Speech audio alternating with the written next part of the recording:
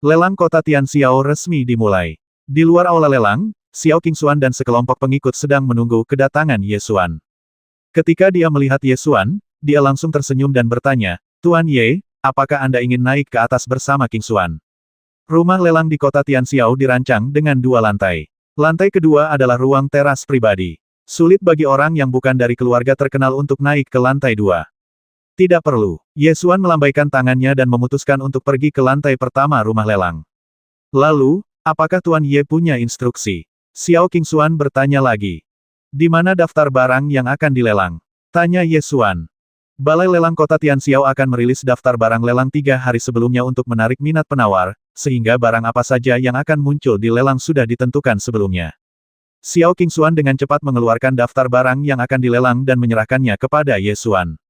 Ye Xuan melihatnya, lalu menunjuk ke sebuah barang lelang dan berkata, "Yang ini, ambil saja." Titik titik titik. Titik titik titik. Tidak peduli seberapa tinggi harganya. Xiao Qingxuan bertanya lagi. Tidak peduli seberapa tinggi harganya. Setelah Ye Xuan selesai berbicara, dia berjalan menuju pintu masuk, menunjukkan undangan kepada pelayan di pintu, dan kemudian memasuki lantai pertama rumah lelang. Tidak seperti lantai 2, di lantai 1 rumah lelang kota Tianxiao, Anda bisa mendapatkan undangan selama Anda menyetor uang deposit di rumah lelang. Lelang akan segera dimulai. Para pelayan mulai menyajikan barang-barang, dan setelah juru lelang menjelaskan informasi tentang barang-barang tersebut, penawaran pun dimulai. Rumah lelang itu jelas ingin memulai dengan baik, jadi barang pertama yang dijual adalah harta karun yang berharga, yang akhirnya terjual dengan harga tinggi sebesar 1,3 juta emas. Ye Xuan tidak membutuhkan harta karun ini, jadi dia hanya menonton untuk bersenang-senang.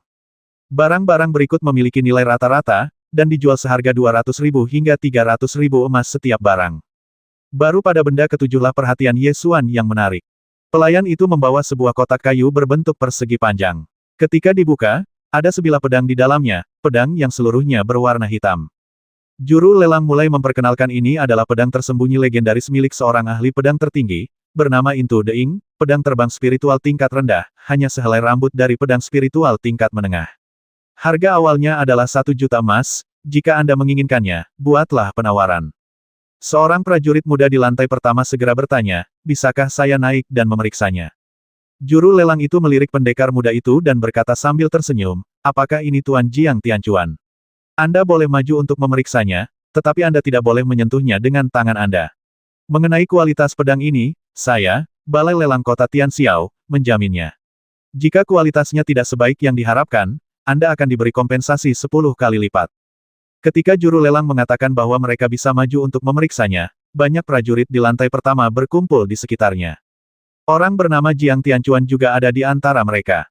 Ye Xuan sedang berlatih teknik pengendalian pedang, jadi dia cukup tertarik pada pedang terbang dan berjalan maju untuk melihatnya. Saat saya mendekat, saya dapat melihatnya lebih jelas.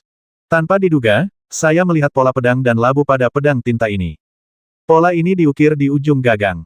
Jika itu hanya sebuah pola, Ye Xuan tidak akan terlalu peduli, tapi ada juga pola seperti itu di pedang burung pipit naga miliknya, yang agak aneh.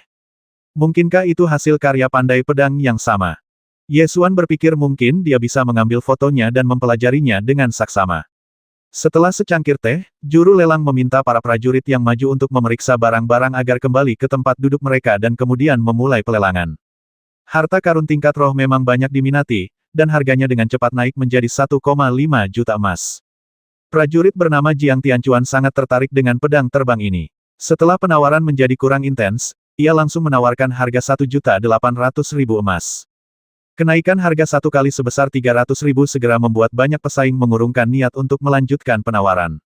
Juru lelang mulai bertanya dan tidak ada yang mau menawar. Dia bertanya 2 kali. Ye Xuan berkata keras-keras 2 juta emas. Terdapat pola pedang dan labu pada pedang Rumo ini, yang mungkin berhubungan dengan pedang Longkue. Ye Xuan ingin membelinya dan mempelajarinya, dan sekte Tianjian awalnya adalah sekte yang mempraktikkan seni pengendalian pedang, jadi semua pengikut di sekte tersebut membutuhkan pedang terbang. Oleh karena itu, tidak akan rugi jika membeli pedang terbang spiritual kelas rendah dengan 2 juta emas. Jika Anda tidak menginginkannya di masa mendatang, akan lebih mudah untuk menjualnya kepada murid-murid sekte Tianjian lainnya. Mendengar seseorang menaikkan harga, Jiang Tianchuan segera berbalik dan melemparkan pandangan tidak bersahabat ke arah Ye Xuan. Saat Ye Xuan menatap matanya untuk pertama kalinya, dia mendapati tatapan mata pria ini sangat tajam.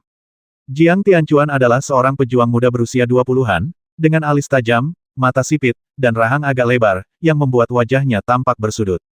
Dari tatapan matanya yang tajam, dapat terlihat bahwa orang ini sangat mementingkan hal-hal praktis dan mungkin tidak mudah bergaul.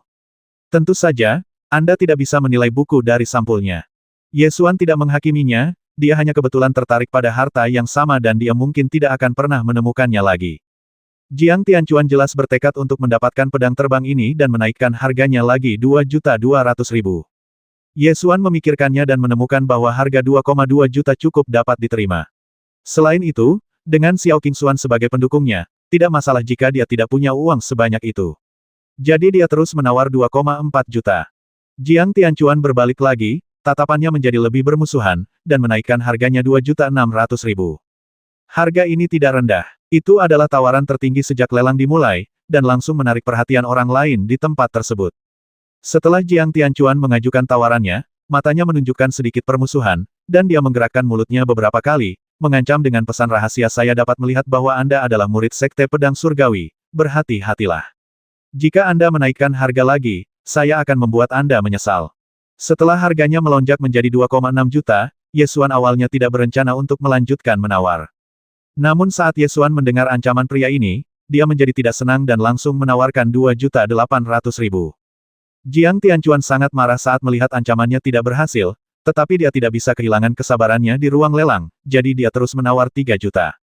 Harga ini sudah dinaikkan. Jika pihak lain tidak mengancam, Ye Xuan akan berhenti di 2,6 juta. Orang ini sendiri yang menanggung akibatnya. Jika dia mau menawar, maka dia menawar, dan penawar tertinggi menang. Namun jika dia mengancam, maka itu masalah moral. Pada akhirnya, pedang tinta terjual seharga 3 juta. Meskipun Jiang Tianchuan mendapatkan pedang terbang, dia masih marah. Pedang tinta terjual dengan harga tinggi, dan juru lelang sangat gembira. Dia meneriakkan item berikutnya jubah King Qiao Fei Mo. Pelayan membawakan sebuah kotak kayu yang indah, membukanya, mengeluarkan jubah King Xiao Fei Mo di dalamnya, menggantungnya di rak kayu, dan memajang seluruh jubah King Xiao Fei Mo. Juru lelang mulai memperkenalkan jubah tersebut. Jubah King Qiao Fei Mo ini adalah hasil karya Master Zhu Yong, yang membutuhkan waktu 3 tahun untuk menyelesaikannya. Jubah ini memiliki 7 pola susunan, yang menggabungkan pertahanan, konsentrasi, dan pengumpulan spiritual. Juru lelang membuat perkenalan yang penuh semangat, tetapi reaksi di bawahnya cukup rata-rata. Siapakah Master Zhu Yong? Mengapa saya tidak pernah mendengar tentangnya? Aku juga belum pernah mendengar tentang Master Pemurnian Senjata bernama Zhu Yong di kota Tianxiao. Mungkinkah itu dari tempat lain? Tidak mungkin. Tidak peduli dari mana asalnya, selama dia adalah seorang ahli pemurnian senjata yang terkenal, dia pasti sudah menyebar ke seluruh kota Tianxiao sejak lama. Jadi Zhu Yong ini hanyalah seorang pemurni senjata yang tidak dikenal. Lalu siapa yang akan membeli barang-barang yang dimurnikannya? Benar sekali. Kalau bukan harta karun yang dibuat oleh seorang ahli terkenal, mungkin akan rusak setelah 1 atau 2 kali pemakaian. Setelah juru lelang selesai memperkenalkan diri, ia mengumumkan, harga awal adalah 1 juta emas. Harga awalnya 1 juta emas. Itu bukan mahakarya, juga bukan harta karun kuno. Siapa yang akan membelinya? Orang-orang di bawah bergumam, tetapi tidak ada yang mau menawar. Selain mutu suatu harta, ada banyak faktor lain yang memengaruhi nilainya. Misalnya, sifat-sifat harta karun. Karya seorang ahli pemurnian biasanya menggunakan atribut yang paling tepat dan bahkan dapat mencapai yang terbaik dalam pengendalian atribut. Yang kedua adalah kemudahan penggunaan. Pedang terbang dengan kualitas yang sama, yang dibuat oleh ahli pemurnian senjata, seringkali lebih mudah diajak bekerja sama dengan praktisi pedang dalam melatih teknik pengendalian pedang. Ada pula kualitas harta karun. Beberapa harta karun dengan kualitas yang sama dapat bertahan selama ribuan tahun tanpa rusak, tetapi beberapa mungkin rusak setelah digunakan sekali atau 2 kali. Oleh karena itu, di antara harta karun yang sekelas, para pendekar tentu lebih suka membeli hasil karya para pemurni ulung. Ketika manajer kamar dagang keluarga Pei melihat tidak ada seorang pun yang mengajukan penawaran untuk jubah King Xiao Fei Mo, dia langsung tertawa pelan, seperti yang diduga, seorang pengrajin yang tidak memiliki ketenaran sama sekali ingin menjual karyanya seharga 1 juta emas. Sungguh konyol. Melihat tidak ada yang menawar, Ye Xuan berpikir sejenak dan berteriak, 1 juta emas. Seseorang mengajukan penawaran. Orang ini menawar 1 juta emas untuk membeli hasil karya seorang penyuling senjata yang tidak dikenal. Apakah dia gila? Ye Xuan mengabaikan komentar orang lain. Setelah mengajukan tawarannya, dia duduk dengan tenang. Tidak ada yang menawar. Sepertinya pemuda ini akan menggunakan harga terendah untuk mengambil jubah itu. Orang-orang yang hadir mulai berdiskusi. Jika kualitas jubah ini bagus, maka dia telah membuat kesepakatan yang bagus. Aku hanya tidak tahu di level berapa Zhu Yong ini berada. Jubah King Qiao Fei Mo ini memiliki 7 pola susunan. Meskipun itu hanya senjata spiritual tingkat rendah, fungsinya tidak kalah dengan senjata spiritual tingkat menengah. Benar sekali. Siapa sebenarnya Zhu Yong ini? Kalau dia sedikit terkenal, aku pasti sudah menaikkan harganya. Sepertinya tidak ada yang menawar lebih tinggi. Pemuda ini ingin membeli jubah itu dengan harga terendah. Tepat pada saat ini, Jiang Tianchuan menyipitkan matanya sedikit, berbalik dan melirik Ye Xuan dengan dingin, dan tiba-tiba menaikkan harganya 1.500.000. Seseorang menaikkan harganya, dan harganya 500.000 sekaligus. Orang itu tadi, semua orang yang hadir mengalihkan pandangan mereka. Dia membalas dendam pada pihak lain karena menaikkan harga tadi. Seseorang memperhatikan sesuatu. Ye Xuan tersenyum. Balas dendam yang bagus. Saya khawatir tidak ada yang akan menawar. Kali ini Ye Xuan tidak mengajukan penawaran secara langsung, tetapi menatap kamar pribadi keluarga Xiao di lantai 2. Xiao Qingxuan sedang duduk di depan pagar. Ketika dia melihat Ye Xuan mengangguk padanya, dia langsung mengangguk dan berkata 1.600.000. Jiang Tianchuan melihat Ye Xuan mengangguk ke arah lantai 2, seringai muncul di wajahnya, dan dia berpikir dalam hati apakah menurutmu aku tidak dapat melihatnya jika orang lain yang mengajukan tawaran. Dia baru saja menawar pedang tinta dan harganya naik lebih dari 1 juta emas. Dia memutuskan untuk membalas dan segera menaikkan harganya 1.800.000. Xiao Qingxuan menerima sinyal dari Ye Xuan dan menaikkan harganya tanpa berkedip, 2 juta. 2 juta. Pekerjaan seorang penyuling peralatan yang tidak diketahui dinaikkan menjadi 2 juta. Biasanya, harga pasaran harta spiritual tingkat rendah adalah sekitar 1,2 juta. Dinaikkan menjadi 2 juta, yang mana sudah merupakan harga yang sangat tinggi. Melihat orang-orang di lantai 2 menaikkan harga tanpa mengambil napas, Jiang Tianchuan segera menduga bahwa dia sedang dimanfaatkan, dan dia menjadi lebih berani 2,5 juta. Apa yang sedang terjadi? Semua yang hadir bingung. Mungkinkah jubah King Qiao Fei Mo ini adalah hasil karya seorang master? Jubah itu malah bertambah 500.000 sekaligus, yang bahkan lebih mengerikan daripada pedang terbang tadi. 2,5 juta tidak ada apa-apanya bagi keluarga Xiao di Vietnam Utara. Xiao Qingxuan juga ingin memenangkan harga tertinggi di pelelangan itu, jadi dia menawar lagi 3.200.000. Apa, kali ini bahkan lebih mengerikan, harganya melambung tinggi hingga mencapai tawaran tertinggi di tempat tersebut, yakni 3,2 juta. Ye Xuan menoleh untuk melihat Jiang Tianchuan, dengan senyum tipis di wajahnya. Ketika Jiang Tianchuan melihat ekspresi Ye Xuan, amarahnya meningkat. Tetapi ketika dia memikirkan harga yang mengerikan sebesar 3,2 juta, jika pihak lain tidak menaikkan harganya lagi, bukankah itu akan menjadi bencana? Ekspresi wajahnya berubah-ubah berkali-kali, tetapi pada akhirnya dia tidak berani mengambil risiko dan tidak menaikkan harga lebih jauh. Pada akhirnya, jubah King Qiao Fei Mo terjual dengan harga tertinggi 3,2 juta emas. Ini memecahkan rekor penawaran tertinggi rumah lelang kota Tianxiao dalam 3 tahun. Terjadi banyak kegaduhan ketika juru lelang menyelesaikan kesepakatan. Semua orang membicarakan satu isu. Siapa Zhu Yong? Kapan kota Tianxiao menghasilkan ahli pemurnian senjata seperti itu? Ketika Ye Xuan mendengar diskusi ini, dia melengkungkan sudut mulutnya, memperlihatkan ekspresi yang berkata, seluruh dunia mabuk tetapi hanya aku yang sadar. Ketenaran adalah hal yang paling ilusi. Asal tahu caranya menyanjung, seekor nangui bisa dijadikan tuan. Misalnya, pemurni senjata di kamar dagang keluarga Pei tidak memiliki keterampilan pemurnian senjata yang sangat baik, namun ia mengandalkan pembelian hasil karya orang lain dan mencantumkannya di bawah namanya sendiri, dan secara paksa menyatakan dirinya sebagai ahli pemurnian senjata, yang mengakibatkan harga harta karun yang dijual oleh kamar dagang keluarga Pei melambung tinggi.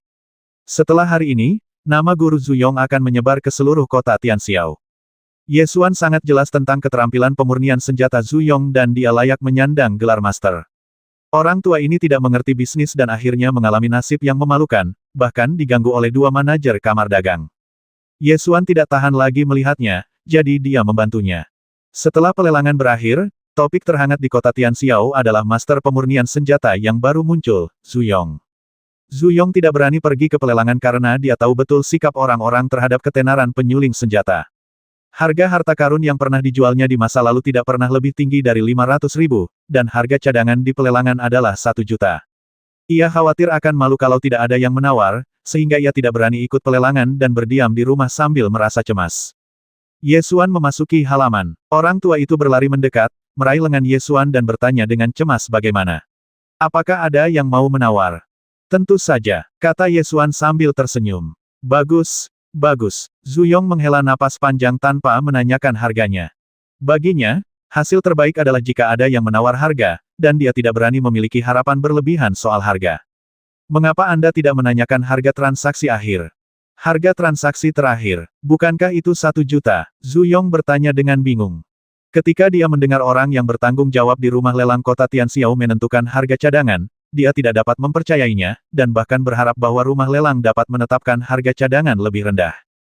3.200.000, Lao Zhu, kamu akan menjadi terkenal.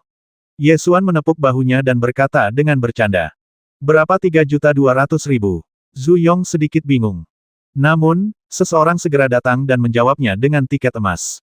Seorang manajer dari Balai Lelang Kota Tianxiao datang ke halaman, menyerahkan uang kertas emas, dan berkata dengan hormat, Tuan Zuyong, jubah King Qiao Feimo Anda telah dilelang seharga 3,2 juta. Ini uang kertas emasnya. Anda dapat menggunakan uang kertas ini untuk melunasi tagihan di Balai Lelang. Setelah manajer rumah lelang pergi, keluarga Xiao juga mengirim seseorang dan memberi Ye Xuan sebuah kotak kayu yang indah. Apa yang ada di dalam kotak kayu itu tentu saja King Xiao Feimo Pao. Tidak buruk, tidak buruk. Ye Xuan mengeluarkan jubah King Qiao Feimo, memakainya dan mencobanya, dan merasa sangat puas. Zuyong bahkan lebih bingung. Dia melihat uang kertas emas di tangannya, lalu jubah King Xiao Feimo di tubuh Ye Xuan. Seluruh pandangan dunianya hampir runtuh barang-barang itu dilelang, uang kertas emas itu ada di tangan, tetapi jubah King Xiao Feimo akhirnya dikenakan olehmu. Murid, bagaimana kamu melakukan ini?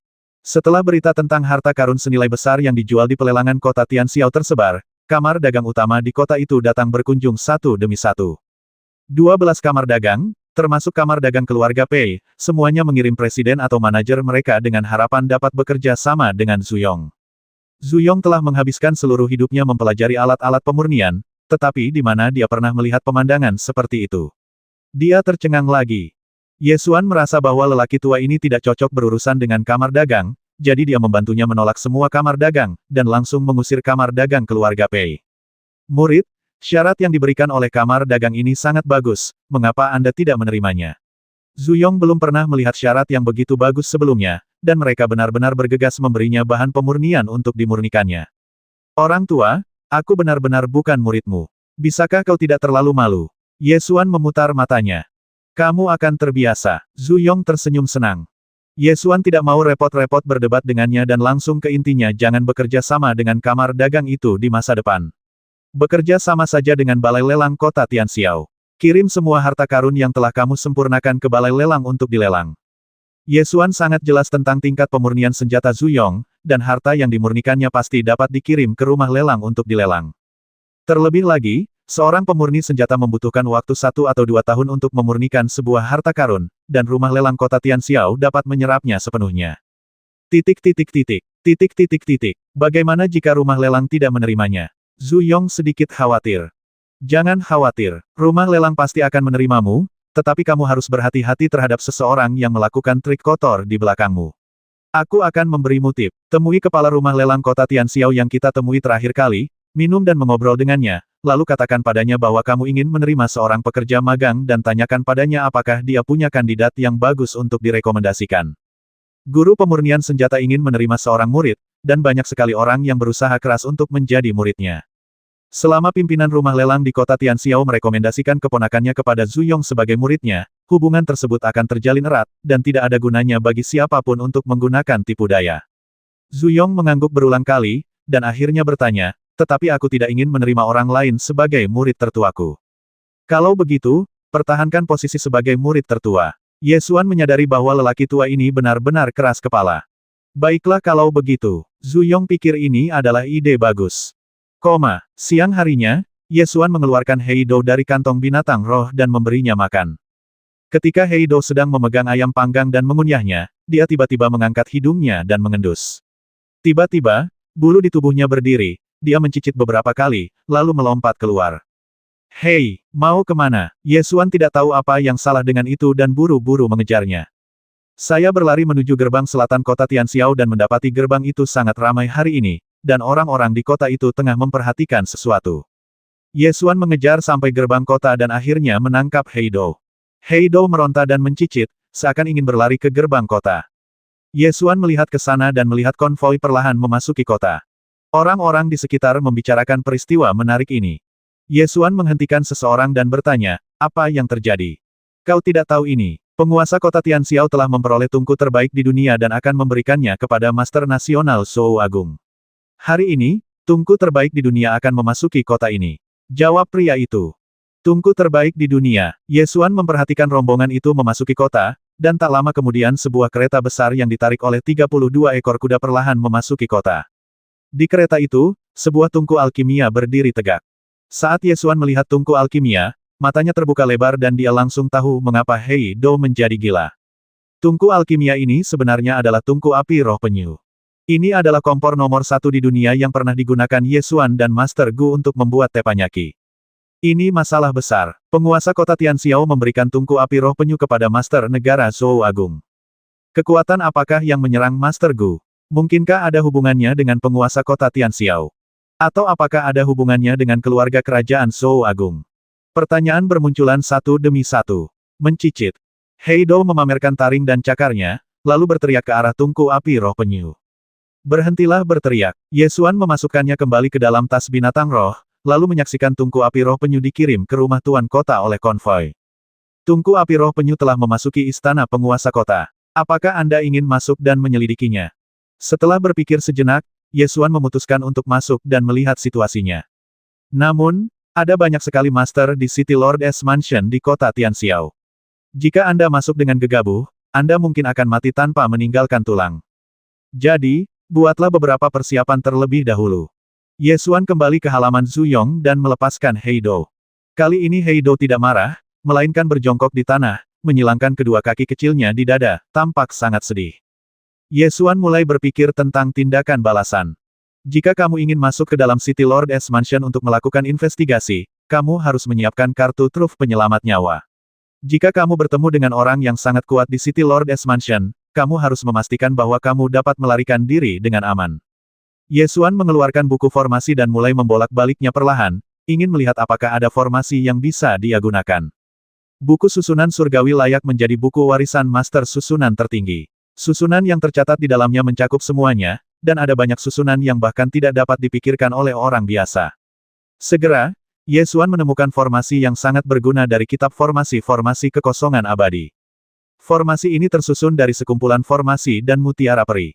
Setelah menyiapkan formasi perjalanan kekosongan abadi, selama Anda memegang bola perjalanan abadi di tangan Anda dapat mengaktifkan bola tersebut kapan saja dalam radius 10 mil dan melintasi kehampaan untuk kembali ke lokasi formasi perjalanan kekosongan abadi. Formasi ini dapat digunakan untuk meninggalkan mansion tuan kota pada saat krisis. Ye Xuan mengambil cetak biru formasi pengembaraan abadi kekosongan dan pergi menemui Zhu Yong, bantu aku menyempurnakan formasi. Mari kita lihat apakah ini bisa disempurnakan. Zhu Yong mengambil cetak biru formasi pengembaraan abadi kekosongan dan mengamatinya dengan saksama formasi pengembaraan abadi kekosongan, dapat melintasi kehampaan. Formasi ini menarik dan cerdik. Tidak ada yang lebih rendah dari formasi Li Huo Tianxing. Bisakah kamu memperbaikinya? Aku sangat membutuhkannya. Ye Xuan mendesak. Coba saya lihat bahan apa saja yang dibutuhkan. Mata Zhu Yong membelalak saat melihat bahan yang dibutuhkan. Ini terlalu banyak. 12 pil ibel tingkat menengah, 36 batu roh, gengjinsa, esensi emas api merah. Bola perjalanan abadi juga perlu disempurnakan dengan kristal meteorit langit. Bahan-bahan ini akan menghabiskan biaya 2 juta emas. Katakan saja padaku apakah kamu bersedia untuk memperbaikinya atau tidak. Ye Xuan sedikit terkejut ketika mendengar total harga bahan yang dibutuhkan. Anda harus tahu bahwa 2 juta emas hanyalah harga bahan pemurnian. Jika Anda memperhitungkan nilai pemurni dan kemungkinan kegagalan pemurnian, maka nilai Void Fireland Array ini setidaknya 5 atau 6 juta emas. Namun, Zhu Yong tidak ragu-ragu, dan dengan cepat mengangguk dan berkata itu bisa disempurnakan. Uang kertas emas yang dikirim oleh rumah lelang sudah cukup untuk membeli bahan untuk pemurnian, tapi... Tapi apa? Tanya Ye Xuan. Zhu Yong tertawa riang dan berkata, kamu harus menyempurnakannya bersamaku. Baiklah, kalau begitu, mari kita beli beberapa bahan untuk pemurnian. Ye Xuan tidak menolak. Jika bantuannya dapat meningkatkan tingkat keberhasilan pemurnian formasi pengembaraan abadi kekosongan, itu akan menjadi hal yang baik. Kota Tianxiao adalah salah satu dari 10 kota terkuat di Jiushu. Satu hal yang baik tentang kota ini adalah kota ini tidak pernah kekurangan sumber daya. Harta alam apapun dapat dibeli selama Anda mampu membelinya. Zuyong membawa Ye Xuan mengunjungi beberapa toko, membagikan daftar bahan, dan segera menyiapkan semua bahan untuk menyempurnakan formasi pengembaraan abadi kekosongan. Setelah menyiapkan bahan-bahan yang dibutuhkan untuk menyempurnakan formasi, Zuyong segera mulai menyempurnakan formasi pengembaraan abadi kekosongan. Formasi ini terdiri dari pelat formasi dan 12 mata formasi. Bola Xianyu dapat dianggap sebagai mata formasi ke-13, tetapi bagian luarnya bebas. Zuyong adalah tipe orang yang hanya fokus melakukan satu hal. Dia hanya tahu cara memperbaiki senjata dan tidak tahu cara berurusan dengan orang lain, jadi dia menjalani kehidupan yang agak sulit sebelumnya. Meskipun demikian, kemampuannya dalam menyempurnakan senjata tidak diragukan lagi. Dengan bantuan kesadaran ilahi superkuat milik Ye Xuan, proses penyempurnaan formasi pengembaraan abadi kekosongan berjalan sangat lancar. Hanya butuh waktu setengah hari untuk merampungkan penggambaran pola susunan terperinci pada pelat susunan, mata susunan, dan bola Xianyu. Ye Xuan menggunakan kemampuan pengendalian tembakannya yang tepat untuk menyempurnakan pola susunan secara menyeluruh. Begitu hari mulai gelap, seluruh formasi pengembaraan abadi kekosongan telah rampung.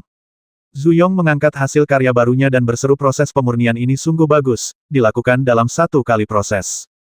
Orang tua itu mengaguminya beberapa kali dan tidak bisa melepaskannya. Jika ini dilelang, pasti akan menghasilkan 10 juta emas. Ye Xuan merasa bahwa dia telah meremehkan formasi ini. Ini adalah formasi yang dapat melintasi kehampaan. Jika digunakan dengan benar, efektivitasnya tidak akan terukur. Anda ingin mendapatkan formasi yang dapat melintasi kekosongan seharga 10 juta. Itu tidak mungkin, setidaknya 10 kali. Aku harus keluar untuk melakukan sesuatu, jadi aku akan mengambil formasi. Ye Xuan menyingkirkan Void Immortal Array dan bersiap untuk keluar untuk melakukan bisnis. Gunakan formasi ini dengan hati-hati dan jangan sampai rusak. Ini adalah harta karun terbaik yang pernah kubuat dalam hidupku. Zuyong mengejar keluar pintu dan memperingatkan. Mengerti. Ye Xuan menjawab dan langsung berjalan menuju ke rumah Tuan Kota. Rumah Tuan Kota Tianxiao terletak di wilayah tenggara pusat kota. Jarak yang ditempuh formasi pengembaraan abadi kekosongan dalam melintasi kehampaan adalah 10 mil, jadi sangat penting untuk memilih lokasi guna mendirikan formasi. Lokasinya harus dalam radius 10 mil dari istana Raja Kota dan harus terpencil dan tersembunyi sebisa mungkin. Tak lama kemudian, Ye Xuan menemukan lokasi yang cocok, yaitu rerundewa tembok kota tua 10 mil di sebelah timur rumah Tuan Kota. Tempat ini adalah lokasi tembok kota lama kota Tianxiao, dengan bagian tembok kota lama yang tingginya 10 kaki dan panjangnya lebih dari 10 mil. Bagian tembok kota lama ini telah ditinggalkan selama hampir 100 tahun dan sangat terpencil. Ye Xuan memanjat tembok kota tua, memilih lokasi tersembunyi, dan mulai mendirikan formasi perjalanan abadi kekosongan. Setelah formasi pengembaraan peri kekosongan terbentuk, Ye Xuan menampilkan kemampuan penyembunyian bayangan dari roh bela diri elang guntur badai, menyatu dengan malam, dan perlahan mendekati rumah Tuan Kota. Dia berjalan-jalan di luar rumah Tuan Kota, dan akhirnya memilih tempat yang penjaganya lemah, lalu menggunakan kelincahannya untuk memanjat tembok dan menyelinap ke dalam rumah Tuan Kota. Konvoi yang mengawal Turtle Spirit Flame Furnace sangat besar, sehingga dengan cepat ditemukan di halaman depan mansion Tuan Kota. Akan tetapi, tungku api roh penyu tidak lagi berada di kereta dan seharusnya dipindahkan ke rumah Tuan Kota.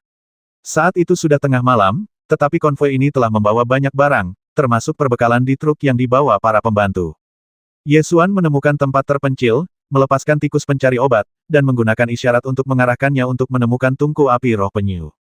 Turtle Spirit Flame Furnace adalah tungku alkimia, dan bau sisa ramuan yang keluar darinya begitu kuat sehingga Hei Dou dapat langsung menciumnya. Tak lama kemudian, Hei Dou menemukan lokasi tungku api roh penyu, yang berada di Paviliun Danding, istana penguasa kota. Ye Xuan menyembunyikan sosoknya di malam hari dan perlahan mendekati Paviliun Danding. Di balik kegelapan yang menutupi Wuhun, selama dia berada dalam kegelapan, para pengawal istana penguasa kota tidak akan dapat menemukannya meskipun mereka lewat. Saat Ye Xuan mendekati Paviliun Danding, dia mendengar suara-suara di dalam, jadi dia meringankan langkahnya dan perlahan mendekat. Ada dua orang di Paviliun Danding. Salah satu dari mereka adalah seorang pria parubaya berpakaian bagus, dengan wajah biasa dan janggut.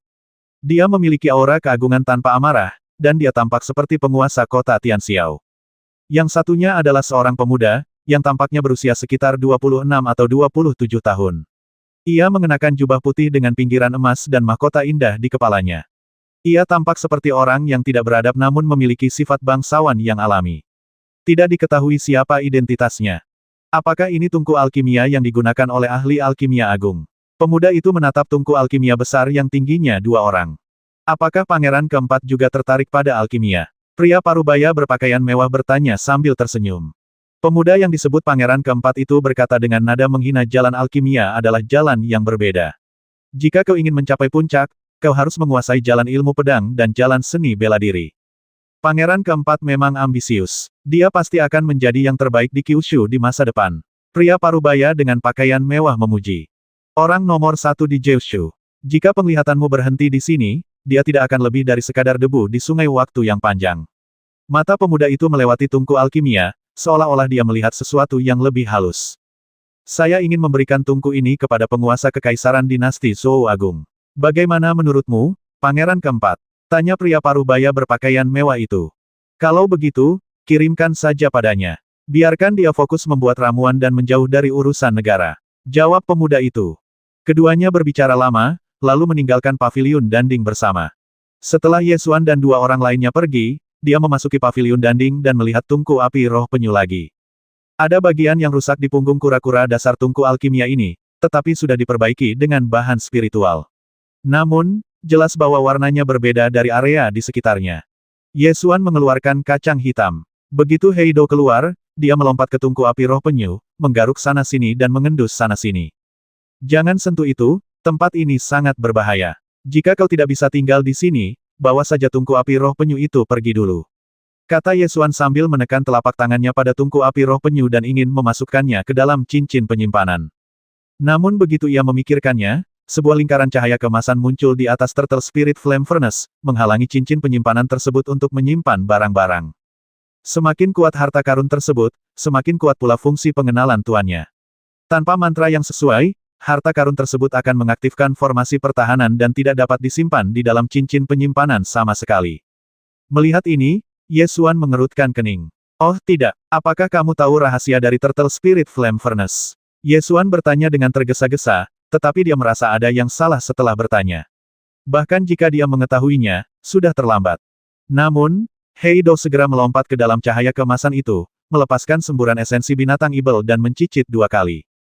Cahaya kemasan pertahanan yang terang pada Turtle Spirit Flame Furnace langsung menghilang.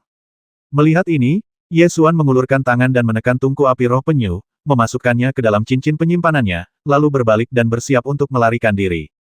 Tepat pada saat ini, dari kejauhan, lelaki parubaya berpakaian mewah itu berteriak, beraninya kau menyelinap ke dalam istana Tuan Kota. Tepat saat dia selesai berbicara, sebuah harta karun menerobos gerbang paviliun Danding dan terbang keluar. Mata Yesuan terfokus, lalu dia segera menghunus pedangnya dan menebas harta karun itu. Wah, cahaya itu meledak, dan harta karun itu terbelah menjadi 8 bagian, berputar cepat di sekitar Yesuan, menciptakan penghalang petir dan guntur yang menyelimuti Yesuan. Kemudian, suara lelaki parubaya berpakaian mewah itu terdengar lagi, penjara guntur gila. Ledakan, guntur yang memekakkan telinga meledak dari harta karun itu. Penghalang petir melepaskan ribuan guntur dahsyat yang membombardir Yesuan. Wah! 7 pola susunan pada jubah King Xiao Fei Mo segera menyala, dan membuka 7 lapis perisai cahaya untuk menahan guntur yang dahsyat. Ledakan, bang, bang, bang. Kekuatan guntur itu begitu mengerikan sehingga dalam sekejap mata, ia menembus 7 lapis perisai cahaya dan menyerang Yesuan. Guntur menggelegar seakan ingin memusnahkan seluruh makhluk hidup. Harta karun guntur gila ini, sangatlah kuat, benar-benar melampaui tingkat spiritual, dan merupakan harta karun tingkat suci. Kota Tianxiao layak menjadi salah satu dari 10 kota termegah di Kyushu. Senjata pertama yang digunakannya adalah harta karun tingkat suci, dan kekuatannya jarang terlihat di dunia. Yesuan merasakan ancaman kematian saat petir menyambar tubuhnya. Dia ingin mengaktifkan Xian Yu Orb untuk melarikan diri. Namun, kekuatan yang dilepaskan oleh petir itu menghalangi kekosongan, dan Xian Yu Orb benar-benar kehilangan hubungannya dengan formasi tersebut. Tatapan mata Yesuan tajam, dia tahu kalau dia tidak bereaksi, dia pasti akan benar-benar mati. Maka dari itu, mata roh bela diri naga ajaib di dantiannya perlahan terbuka, dan di punggungnya perlahan muncul pola naga. Aura kuno yang sangat kuat menyapu, dan naga itu meraung ke langit, menembus langit. Semangat bela diri naga raksasa kuno membubung ke langit dan bertabrakan hebat dengan ribuan guntur yang ditembakkan oleh harta karun tingkat suci. Ledakan-ledakan-ledakan. Dalam sekejap mata, harta karun tingkat suci berhasil dikalahkan, penghalang guntur liar pun hancur, dan 8 pelat susunan harta karun terguncang. Yesuan, dengan kekuatan naga ajaib, melompat dan menerobos atap. Kemudian, penguasa kota Tianxiao berteriak, "Kemana kau lari?" Bersamaan dengan teriakan itu, penguasa kota Tianxiao muncul di udara dan menamparkan dengan satu telapak tangan. Kekuatan telapak tangan yang kuat memadat menjadi telapak tangan besar, menekan ke arah Ye Xuan seperti kekuatan yang luar biasa. Ye Xuan berteriak keras, mengumpulkan seluruh kekuatannya, dan meninju ke arah telapak tangan besar itu. Mengaum, satu pukulan melepaskan kekuatan naga raksasa, dan naga itu meraung ke langit. Wah! Titik. Tinju naga raksasa itu mengenai telapak tangan besar, menimbulkan suara ledakan keras, dan akibatnya menyebar dan gelombang udara melonjak. Pemuda yang disebut Pangeran Keempat itu berdiri di bawah, menatap pertempuran di langit dengan ekspresi tenang. Sepertinya dia hanya ingin menonton dan tidak terburu-buru untuk mengambil tindakan. Namun, Ye Xuan dapat melihat bahwa kekuatan pria ini juga sangat kuat. Ada banyak orang kuat di kota Tianxiao. Jika kita terus bertarung, kemungkinan besar akan menarik perhatian orang yang lebih kuat, jadi kita sebaiknya tidak tinggal lama. Ye Xuan memanfaatkan kesempatan saat tinju naga ajaib menekan telapak tangan besar itu untuk mengaktifkan bola abadi. Sosoknya melesat dan dia menghilang dari tempat itu. Momen berikutnya, Ye Xuan muncul di tembok kota tua 10 mil jauhnya, dengan Void Immortal Array di bawah kakinya yang masih bersinar. Jarak 10 mil adalah sesuatu yang dapat dicapai dengan cepat oleh orang yang kuat. Maka Ye Xuan segera menyimpan formasi pengembaraan kekosongan abadi, melompat turun dari tembok kota tua setinggi 10 lantai, memanifestasikan roh bela diri elang guntur badai, dan meluncur keluar dengan cepat. Baru saja melompat dari tembok kota lama. Teriakan yang dalam dan dalam datang dari arah mansion Tuan Kota Pedang Surgawi Teknik Membasmi Naga.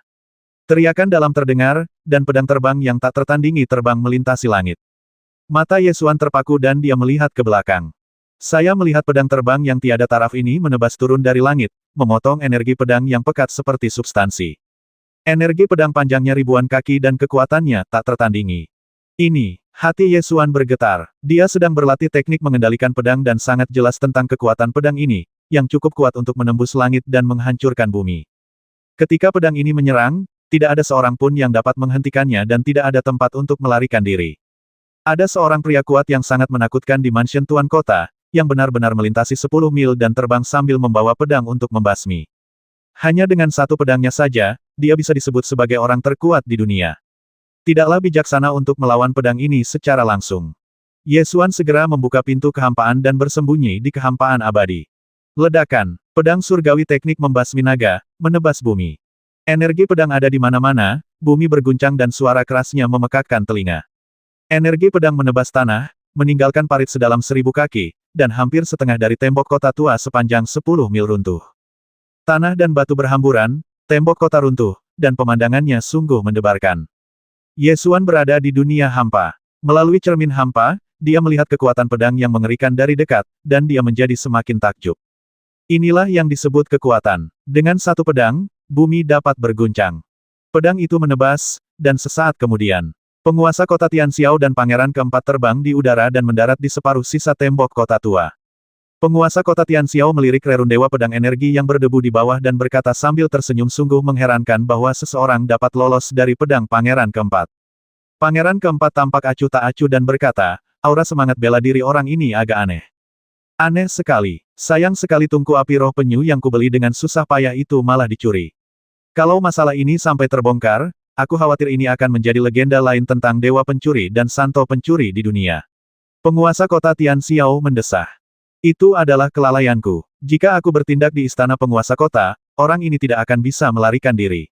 Pangeran Keempat mengangkat tangannya untuk memanggil kembali pedang terbang yang tak tertandingi, lalu berdiri dengan kedua tangan di belakang punggungnya, sedikit kesombongan terlihat di matanya. Di rumah Tuan Kota Tianxiao lah yang mengambil tindakan pertama.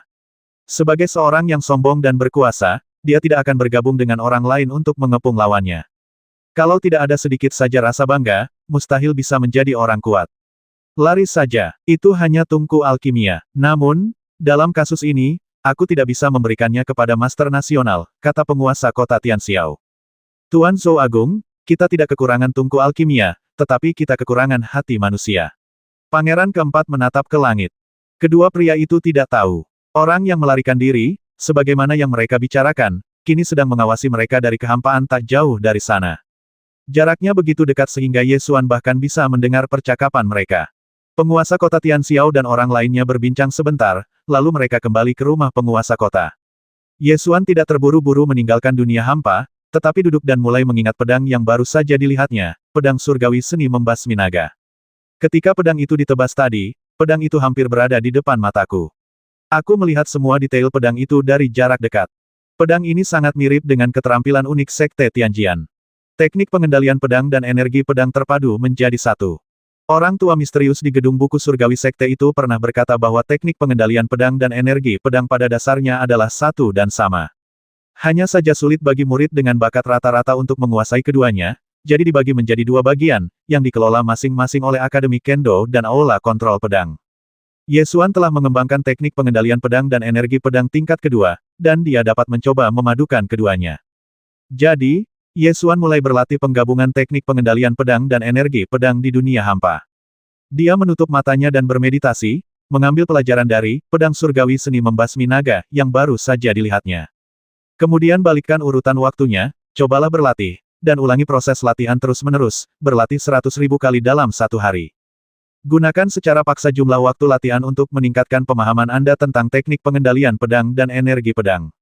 Sehari kemudian, Ye Xuan awalnya menggabungkan teknik pengendalian pedang dan ki pedang menjadi satu. Keduanya saling melengkapi dan kekuatan mereka meningkat secara eksponensial. Namun, tanpa buku rahasia seni membasmi naga pedang surgawi, mustahil untuk memahami keterampilan unik tingkat seni membasmi naga pedang surgawi. Setelah sehari berlalu, tibalah malam berikutnya.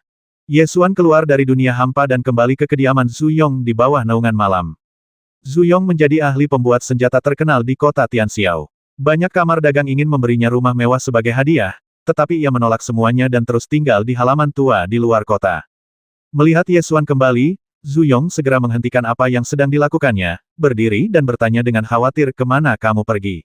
"Sesuatu yang besar terjadi di kota Tianxiao hari ini. Aku khawatir sesuatu terjadi padamu juga." Ye Xuan mungkin tahu apa yang dia bicarakan, tetapi wajahnya tetap tenang dan dia bertanya dengan santai, "Ada apa?" Seorang pencuri muncul di rumah tuan kota dan mencuri tungku alkimia tak tertandingi yang baru saja diangkut kemarin. Sekarang orang-orang mengatakan bahwa ini adalah yang disebut orang suci pencuri, dan semua orang menebak siapa orang ini, kata Zhu Yong. Apakah mereka sudah menebak siapa orangnya? Ye Xuan bertanya sambil tersenyum. Ada berbagai macam rumor. Salah satunya mengatakan bahwa pencuri besar dari 300 tahun yang lalu telah muncul kembali, sementara yang lain mengatakan bahwa dia adalah penerus baru dari sekte pencuri. Zhu Yong berkata dengan santai, mengulurkan tangan untuk mengangkat jubah King Qiao Fei Mo di tubuh Ye Xuan. Setelah melihatnya, dia membuka matanya lebar-lebar dan berkata, "Mengapa ada pola formasi pada jubah itu yang rusak? Apa yang kamu lakukan?" Ada pola formasi yang rusak pada King Qiao Fei Mo Pao, dan Zhu Yong sangat tertekan hingga dia terus bergumam. "Lepaskan saja dan saya akan lihat apakah saya bisa memperbaikinya." Meskipun salah satu pola susunan pada King Xiao Fei Mo Pao rusak, itu sebenarnya menunjukkan bahwa kualitas jubah itu sangat bagus. Pada saat itu, dia dihantam langsung oleh harta karun tingkat suci milik penguasa kota Tianxiao. "Tahukah kamu, King Qiao Fei Mo Pao hanyalah harta karun spiritual tingkat rendah. Setelah menahan serangan harta karun tingkat suci dari penguasa kota Tianxiao, hanya satu pola susunan yang rusak, yang sudah sangat bagus. Kalau saja itu adalah harta karun spiritual tingkat rendah lainnya, kemungkinan besar harta karun itu akan hancur setelah dibombardir oleh harta karun tingkat suci." Zhu Yong menghabiskan sepanjang malam untuk memperbaiki pola formasi yang rusak. Keesokan harinya, berita tentang pencurian di rumah tuan kota tersebar luas di kota Tianxiao. Rumah besar penguasa kota Tianxiao, salah satu dari 10 kota besar di Jiushu, dirampok. Peristiwa ini menjadi sangat populer. Kota itu kacau balau karena pengawal Tianxiao ada di mana-mana mengejar para bandit. Titik titik titik. Titik titik titik. Seluruh kota berada di bawah darurat militer dan siapapun yang ingin meninggalkan kota harus menjalani pemeriksaan seluruh tubuh. Tembok kota tua 10 mil di sebelah timur istana raja kota tiba-tiba menjadi objek wisata paling populer. Para prajurit dan masyarakat biasa di kota itu semua berlarian ke bagian tembok kota tua ini untuk menyaksikan parit dalam yang dibuat oleh seni membasmi naga pedang surgawi. Semua orang terkesima dengan pedang ini. Ada yang iri, ada yang mengaguminya, dan sebagainya. Pada siang hari, sekelompok murid dari Akademi dan Dao Sekte Tianjian datang mengunjungi halaman Zhu Yong. Tim murid dari Akademi Alkimia ini datang ke kota Tianxiao untuk membeli bahan obat spiritual. Terakhir kali mereka datang ke kota Tianxiao, mereka bertemu Ye Xuan di rumah lelang. Setelah kembali, dia membawa kembali kata-kata Fu Danshan kakak senior Ye. Tetua Fu memerintahkan bahwa jika dia melihatmu, dia harus membiarkanmu kembali ke sekte sesegera mungkin. Saya masih memiliki beberapa hal yang harus diselesaikan, mohon tunggu sebentar. Ye Xuan telah lama keluar kali ini, dan sekarang saatnya untuk kembali ke sekte pedang surgawi. Namun, sumsum batu Yunni ditemukan, tetapi Suzexue hilang, kalau tidak, saya bisa membantunya menyembuhkan tubuh sumsum dinginnya. Jika Suzexue punya waktu luang, dia harus datang ke Zuyong. Jadi, Ye Xuan memotong sumsum batu Yunni menjadi dua, meninggalkan setengahnya pada Zuyong, dan menuliskan petunjuk penggunaan, lalu menyerahkannya kepada Suzexue ketika dia datang. Sore harinya, Ye Xuan dan para murid Akademi Dandao berangkat kembali ke sekte. Pada saat ini, seluruh kota Tianxiao berada di bawah darurat militer, melacak tungku alkimia yang dicuri dari rumah tuan kota, jadi pemeriksaan saat meninggalkan kota sangat ketat. Namun, sebagai salah satu dari 3 sekte Gunung Abadi Utama, Sekte Tianjian memiliki hak istimewa. Murid dari Akademi Dandao yang memimpin tim menunjukkan token Sekte Tianjian dan langsung keluar kota, mengabaikan penjaga yang tidak berani menghentikannya. 2 hari kemudian, Ye Xuan dan kelompoknya kembali ke sekte. Setiap kali murid Sekte Tianjian pergi, ia harus pergi ke Tianjianping untuk memberitahu para tetua tentang proses pelatihan mereka saat mereka kembali. Setelah itu, Sekte Tianjian mengumumkan hadiah untuk kompetisi peringkat naga tersembunyi tahun ini, yaitu 2 keterampilan unik Sekte Tianjian, pedang surgawi seni membasmi naga dan tinju naga yang mendominasi bumi mengguncang lautan. Sungguh, Ye Xuan melihat pedang surgawi seni membasmi naga dengan matanya sendiri di kota Tianxiao.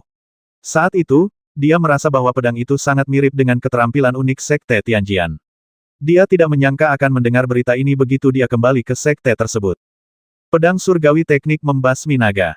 Kekuatannya begitu besar hingga mampu membuat bumi bergetar.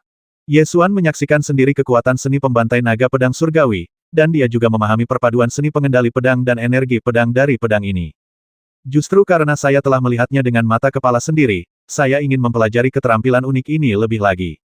Kita harus memberikan segalanya pada kompetisi peringkat naga tersembunyi ini.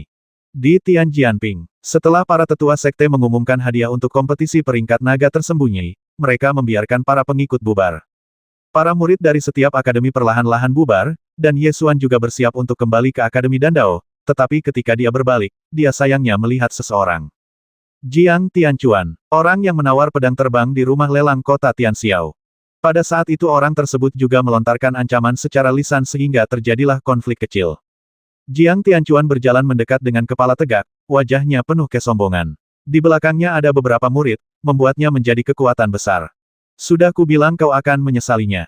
Apa kau mengerti sekarang? Kau membuatku menghabiskan 1 juta emas tambahan untuk membeli pedang terbang tingkat spiritual. Katakan padaku, bagaimana kau akan menjelaskannya? Jiang Tianchuan berkata dengan suara dingin. Tentu saja, dalam pelelangan, orang yang membayar harga tertinggi menang.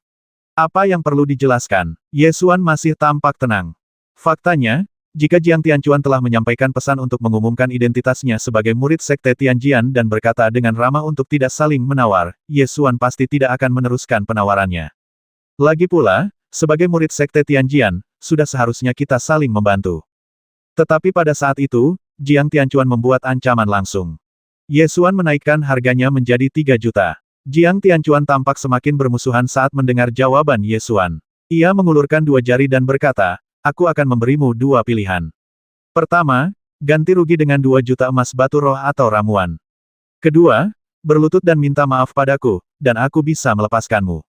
Bagaimana jika aku tidak memilih salah satu dari mereka? Nada bicara Ye Xuan juga berubah dingin. Jiang Tianchuan melambaikan tangan kanannya, dan pedang tinta segera muncul di tangannya kalau begitu aku akan memukulmu sampai bertekuk lutut. Pada saat ini, banyak murid telah berkumpul untuk menonton. Hal itu juga menarik perhatian para tetua sekte. Seorang tetua datang, meneriaki para murid yang menonton dari segala sisi, melirik Ye Xuan dan Jiang Tianchuan, dan berkata dengan suara yang dalam kompetisi peringkat naga tersembunyi akan segera dimulai. Apa yang ingin kalian lakukan selain kembali berlatih dengan baik? Melihat tetua itu telah dibawa masuk, Jiang Tianchuan menatap Ye Xuan dengan dingin dan mendengus, kau beruntung. Kemudian dia berbalik dan pergi. Ye Xuan tidak menanggapi masalah ini dengan serius. Setelah meninggalkan Tianjianping, dia pergi ke Institut Pemurnian Peralatan untuk mengambil elang petir kecil. Bulu Lei Qiu tumbuh lebih banyak. Mungkin karena ia makan terlalu banyak, sehingga bulunya tumbuh lebih besar dan bulat. Begitu melihat Ye Xuan, makhluk kecil itu melompat ke tangannya, mengepakkan sayapnya yang berbulu, dan menggaruk rambut Ye Xuan dengan paruhnya. Saat saya bertemu Guo Zitian, dia sedang mengajari burung flamingo miliknya terbang. Dalam metode pelatihan burung dan binatang roh yang ditulis Shen Yuxin kepada mereka berdua, dia menyebutkan bahwa ketika burung dan binatang roh berusia 2 bulan, mereka harus mulai mengajari mereka terbang. Kalau tidak, saat kamu dewasa, kamu mungkin tidak bisa terbang. Walaupun ia berkata bahwa dirinya sedang terbang, Guo Zitian hanya mengepakkan tangannya terus-menerus, dan burung flamingo itu pun mengikutinya sambil mengepakkan sayapnya dan berjalan. Satu orang pria dan satu burung, mereka terlihat sangat lucu. Begitu Guo Zitian melihat Ye Xuan, dia sangat gembira sehingga dia berlari ke Akademi Dandao dan terus berbicara tentang hal-hal menarik yang terjadi di sekte tersebut selama periode ini. Entahlah kenapa, tapi Thunderbolt tidak suka bergerak. Saat aku mengajari Liu Huo terbang, dia hanya berdiri di samping dan menonton tanpa belajar. Guo Zitian mulai melaporkan situasi Thunder Eagle kecil itu. Lei Qiu benar-benar tidak suka bergerak dan suka tidur siang. Ye Xuan telah memperhatikan hal ini sejak lama. Namun, Ye Xuan tidak merasa ada yang salah dengan ini. Lei Qiu memiliki kepribadian ini tepat setelah ia menetas. Sementara dua makhluk roh di sebelahnya menggerogoti kulit telur, ia berjongkok di dalam kulit telur dan tidur siang. Terlebih lagi, jika bola petir itu tidak bergerak, itu akan baik-baik saja. Namun jika bergerak, itu akan mematuk kadal bersisik darah bermata beracun dan membuatnya merangkak di seluruh tanah. Namun, sebagai Thunder Eagle, tetap sangat penting untuk belajar terbang. Ye Xuan berencana untuk membawa si kecil keluar untuk belajar terbang dalam beberapa hari. Guo Zitian sangat gembira dan berjalan maju mundur di depan Ye Xuan beberapa kali. Saya telah membuat terobosan lain dan mencapai tingkat keempat alam Yuanwu. Bagaimana menurut Anda? Tidak ada seorang pun di Institut Pemurnian Peralatan yang secepat saya. Dia tertawa puas. Namun, setelah pukulan terakhir, dia tidak begitu mencolok. Setelah berbicara, dia duduk dan bertanya, kamu juga belum membuat terobosan, kan? Ye Xuan tidak mengatakan apa-apa, tetapi mengeluarkan buku rahasia tingkat pertama dan kedua dari penjelasan sebenarnya tentang pedang Qi dan menyerahkannya kepadanya. Aku akan mengembalikannya kepadamu. Guo Zitian memegang dua buku rahasia energi pedang di tangannya, dan wajah bulatnya mulai berkedut lagi. Kamu tidak ingin memberitahuku bahwa kamu telah menguasai dua tingkat energi pedang, kan? Ambil kembali dan praktikkan dengan baik. Jika kamu memiliki pertanyaan, kamu dapat bertanya kepadaku, kata Ye Xuan. Guo Zitian memutar matanya, jatuh terlentang, dan berkata dengan suara melamun, tidak, aku pasti berhalusinasi. Apa yang kau katakan tidak benar. Terakhir kali, ketika saya memutuskan pergi ke pegunungan Tianyuan untuk mencari bunga esensi ilahi, saya berkata saya akan membantu orang ini meningkatkan kekuatannya. Kebetulan saja bunga ilahi itu masih punya 3 kelopak lagi, jadi saya bisa menolongnya sekali. Ada tanaman sumsum batu yuni dan bunga sumsum ilahi di cincin penyimpanan Ye Xuan, yang dapat terus dibudidayakan, tetapi akan butuh waktu lama untuk menunggu tanaman sumsum ilahi menumbuhkan bunga baru. Awalnya, 3 kelopak bunga esensi ilahi tidak cukup untuk memurnikan pil esensi ilahi esensi sejati. Namun, sekarang setelah Ye Xuan memperoleh Turtle Spirit Flame Furnace, kemampuan alkimianya telah meningkat beberapa kali lipat. Dia yakin bahwa dia dapat menggunakan 3 kelopak bunga esensi ilahi untuk memurnikan pil esensi ilahi esensi sejati, tetapi kualitasnya akan sangat rendah. Saya telah meminum pil Zenyuan Sensui tingkat tinggi, dan jika saya meminum pil Zenyuan Sensui tingkat rendah, tidak akan ada pengaruhnya sama sekali. Oleh karena itu, 3 kelopak bunga esensi ilahi yang tersisa dapat digunakan untuk memurnikan pil esensi ilahi esensi sejati untuk membantu Guo Zitian meningkatkan kekuatannya. Kamu Tik Mahadewa sebentar, aku akan membuat ramuannya. Kata Ye Xuan sambil bangkit dan pergi ke ruang alkimia, melepaskan Turtle Spirit Flame Furnace, dan mulai memurnikan True Essence Spirit Pill. Dengan Turtle Spirit Flame Furnace, proses pemurnian menjadi lebih lancar dan selesai hanya dalam 1 jam. Setelah selesai memurnikan, ambil kembali Turtle Spirit Flame Furnace. Ketika saya kembali ke halaman, Guo Zitian sedang bermain dengan kedua burung itu. Ye Xuan melemparkan pil roh esensi sejati tingkat rendah yang sudah dimurnikan dan berkata, makanlah. Jika ada yang bertanya mengapa kekuatanmu meroket, jangan beritahu siapapun. Baiklah. Guo Zitian membuka tutup botol tanpa berkata apa-apa, lalu mendongakkan kepalanya dan menuangkan pil ke dalam mulutnya lalu memakannya. Kembalilah dan berlatihlah. Aku harus keluar sebentar, kata Ye Xuan. Mau kemana? Apa aku juga harus ikut? Tanya Guo Zitian. Kembalilah dan sempurnakan kekuatan obatnya. Jika kamu menyia-nyiakan kekuatan obat pil ini, aku jamin kamu akan menyesalinya dan akan menyalahkan dirimu sendiri di kemudian hari. Kata Ye Xuan. Begitu Guo Zitian mendengarnya, dia tahu bahwa pil ini pasti sesuatu yang luar biasa, dan dia segera berkata dengan gembira kalau begitu aku akan kembali untuk memurnikan kekuatan obatnya. Kemudian dia melarikan diri bersama burung flamingo kecil itu. Setelah lelaki gemuk kecil itu pergi, Yesuan pergi ke gedung buku surgawi. Lei Qiu baru saja tertidur, tetapi begitu melihat Yesuan keluar, dia langsung menggerakkan kedua kakinya dan mengikutinya, langkahnya tidak stabil seperti burung puyuh besar. Yesuan mengulurkan tangannya dan membiarkannya melompat ke tangannya, lalu membawanya ke menara buku surgawi. Masih belum banyak orang di gedung buku surgawi. Pria tua misterius dengan rambut putih dan wajah muda masih mengelola menara Tiansu. Yesuan datang ke sini kali ini bukan untuk melihat-lihat koleksi buku, tetapi untuk menemukan lelaki tua ini. Terakhir kali dia datang, dialah yang mengatakan bahwa teknik pengendalian pedang dan ki pedang adalah hal yang sama. Yesuan sekarang telah menguasai teknik pengendalian pedang dan energi pedang menjadi satu, jadi wajar saja dia ingin datang dan melihatnya, mungkin dia akan mendapatkan sesuatu. Karena hanya sedikit murid yang datang ke menara Tiansu, lelaki tua itu masih mengenali Yesuan. Yesuan menyapa, "Halo, Tuan Tua. Sudah lama aku tidak ke sini. Sepertinya kamu telah membuat terobosan lain dalam kultivasi. Kamu adalah pemuda yang sangat baik." Lelaki tua itu menatap Yesuan sekilas dan melihat tingkat kultivasi Yesuan. "Aku hanya berhasil menembus alam kecil," kata Yesuan. "Buku apa yang sedang kamu cari kali ini?" tanya lelaki tua itu. Yesuan tidak bertele-tele dan langsung ke intinya, "Kali ini aku di sini bukan untuk mencari buku, tapi untuk meminta saran." "Maaf." Orang tua itu sedikit bingung. "Aku sudah berlatih teknik pengendalian pedang dan energi pedang menjadi satu, tetapi tanpa bimbingan seorang master, aku tidak tahu apakah aku telah mempraktikkannya dengan benar, jadi aku datang ke sini untuk meminta saran," kata Yesuan. Mata lelaki tua itu langsung membelalak dan berkata, "Baru sebulan sejak terakhir kali aku melihatmu, dan kau sudah memadukan teknik pengendalian pedang dengan ki pedang. Jangan bohong padaku, cobalah sekarang." Yesuan mengeluarkan pedang burung pipit naga dari belakang, memegangnya di depannya dengan kedua tangan, dan perlahan-lahan melatih teknik pengendalian pedang yang memadukan energi pedang. Pedang naga pipit terangkat dengan mantap. Penglihatan lelaki tua itu begitu tajam, sehingga sekilas dia bisa tahu bahwa teknik pengendalian pedang Yesuan memang terintegrasi dengan energi pedang, dan integrasinya sempurna. "Seni pedang surgawi," lelaki tua itu bergumam sendiri karena terkejut. Teknik pedang surgawi. Benar sekali. Setelah teknik pengendalian pedang diintegrasikan dengan energi pedang, maka itu akan menjadi keterampilan unik sekte pedang surgawi yang sebenarnya, yaitu teknik pedang surgawi. Orang tua itu terus menjelaskan dengan ekspresi heran, "Tidak ada tingkat ketiga dalam teknik pengendalian pedang. Jika kamu ingin berlatih tingkat ketiga, kamu harus mengintegrasikan energi pedang. Setelah kamu menguasainya, itu akan menjadi teknik pedang surgawi. Pedang surgawi itu, seni membasmi naga." Yesuan terus bertanya. "Benar sekali. Jurus pembantai naga pedang surgawi adalah jurus dalam jurus pedang surgawi. Jika orang kuat menggunakannya, jurus ini dapat membasmi seekor naga," jawab lelaki tua itu. "Jadi begitulah adanya." Yesuan berpikir keras. Orang tua itu mengamati dengan saksama aliran energi sejati Yesuan dan berkata, "Kamu telah berlatih seni pedang surgawi dengan sangat matang. Sepertinya kamu tidak hanya berlatih dalam waktu singkat. Tentu saja saya tidak ingin terlihat seperti baru saja selesai berlatih." Di dunia hampa, Yesuan mempraktikkan teknik pengendalian pedang dan energi pedang menjadi satu melalui 100.000 iterasi latihan.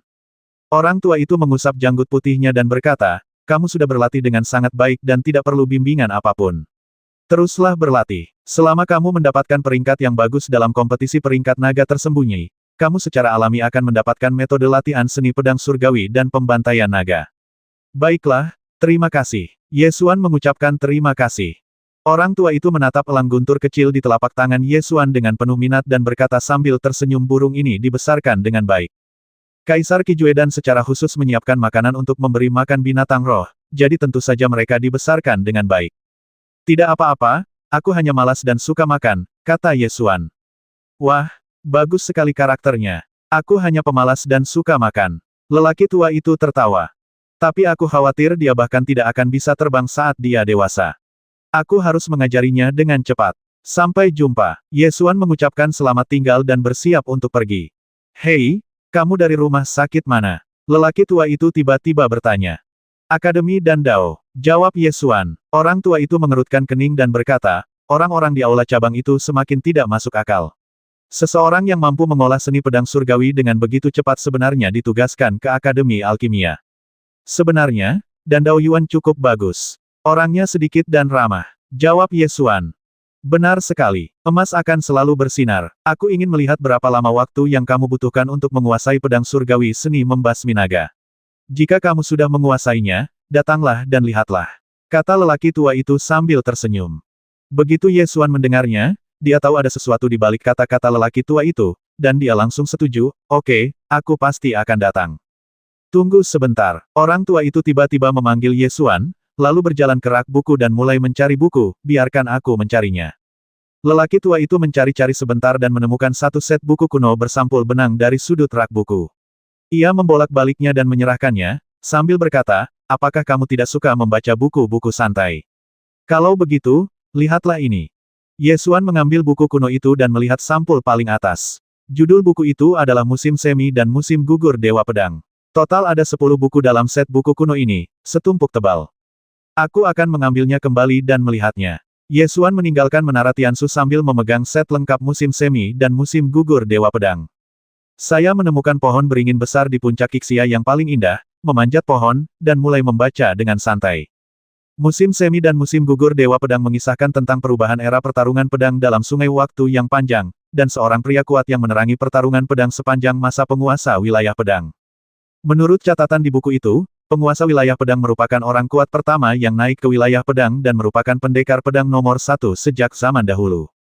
Buku itu juga menyebutkan bahwa menurut legenda, penguasa wilayah pedang meninggalkan rumah harta karun Dewa Pedang, yang berisi semua misteri pedang dan harta karun yang tak terhitung jumlahnya.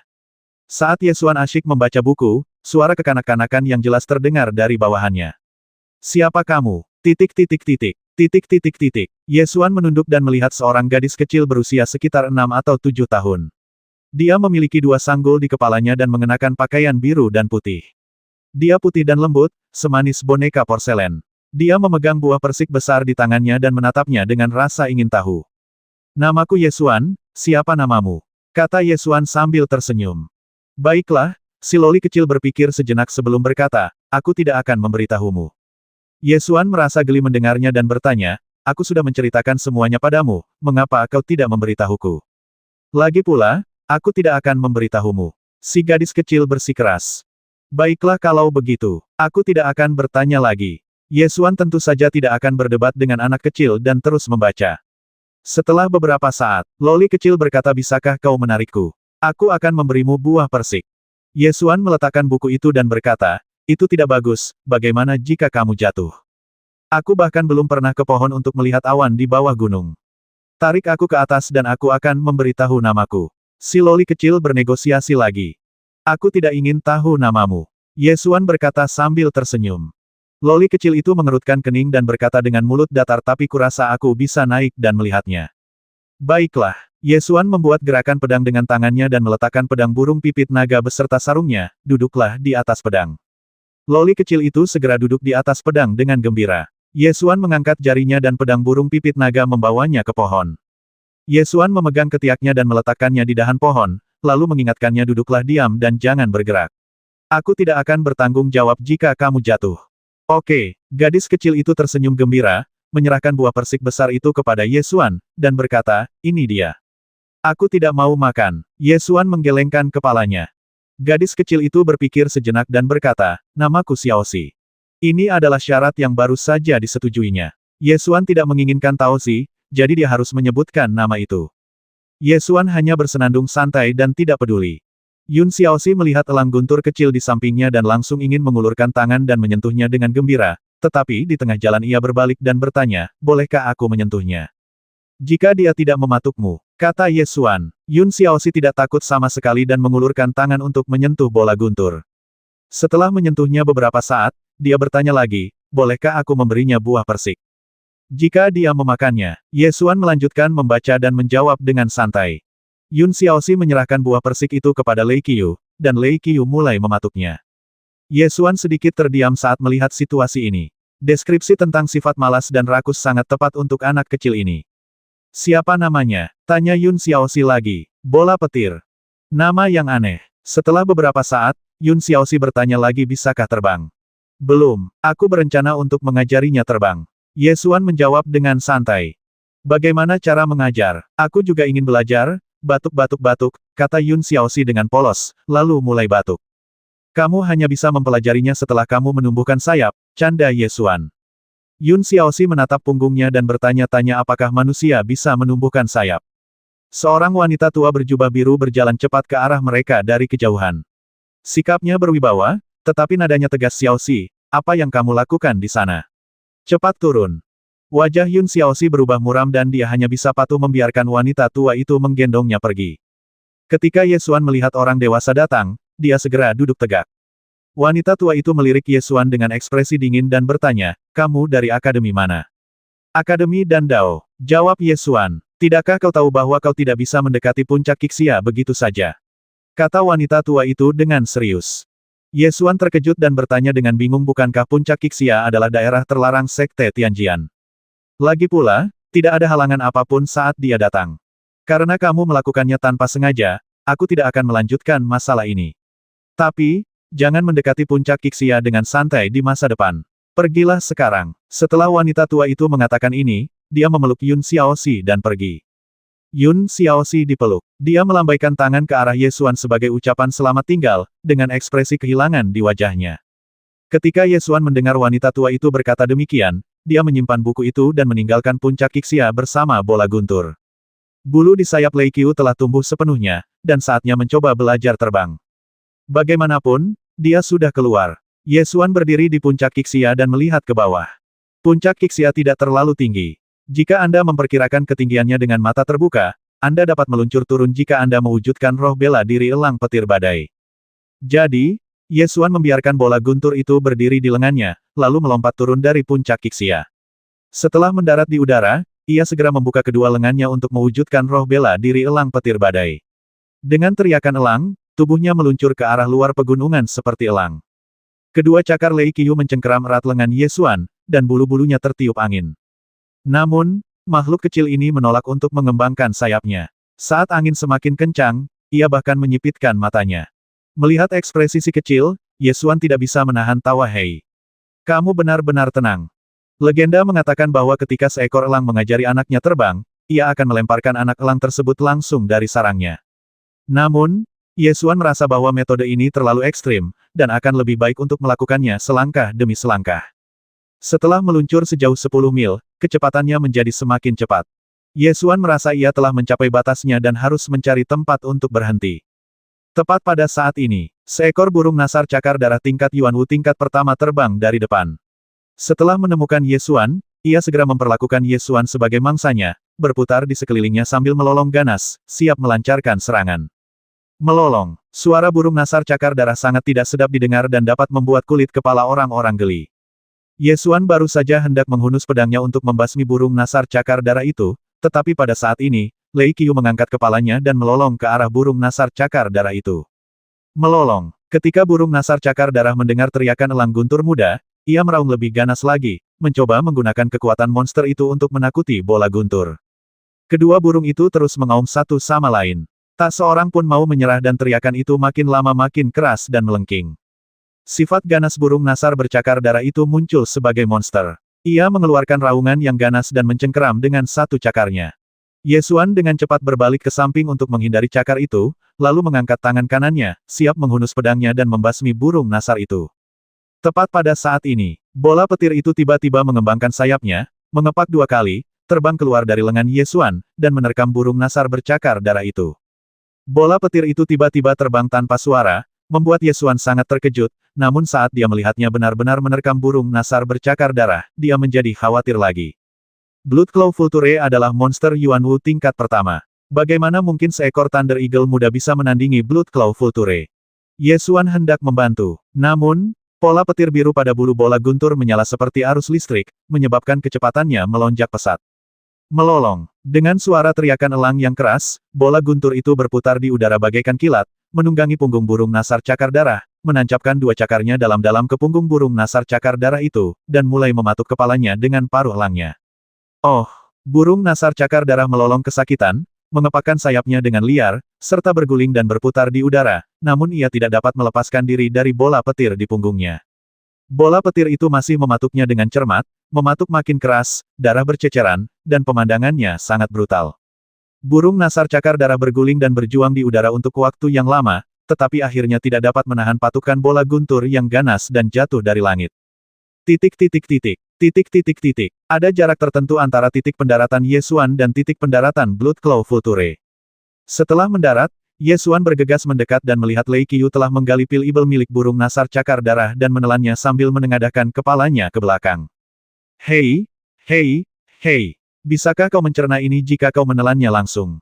Yesuan masih sedikit khawatir, tetapi ketika dia melihat si kecil dengan santai mulai mematuk burung nasar cakar darah setelah menelannya, dia berpikir bahwa binatang spiritual itu seharusnya memiliki naluri, dan karena ia dapat menelannya, ia seharusnya dapat mencernanya. Yesuan berjalan mendekat, menepuk-nepuk si kecil, dan memuji lumayan. Kupikir kamu terlalu malas untuk belajar terbang. Lumayan, kamu punya sedikit gayaku. Melolong, elang bola guntur berteriak dan terus mematuk daging burung nasar cakar darah. Yesuan menjadi semakin gembira saat dia melihat makhluk kecil ini yang tampaknya tidak memiliki kekuatan membasmi, tetapi dapat mematuk sampai mati monster tingkat Yuanwu tingkat pertama dengan satu gerakan.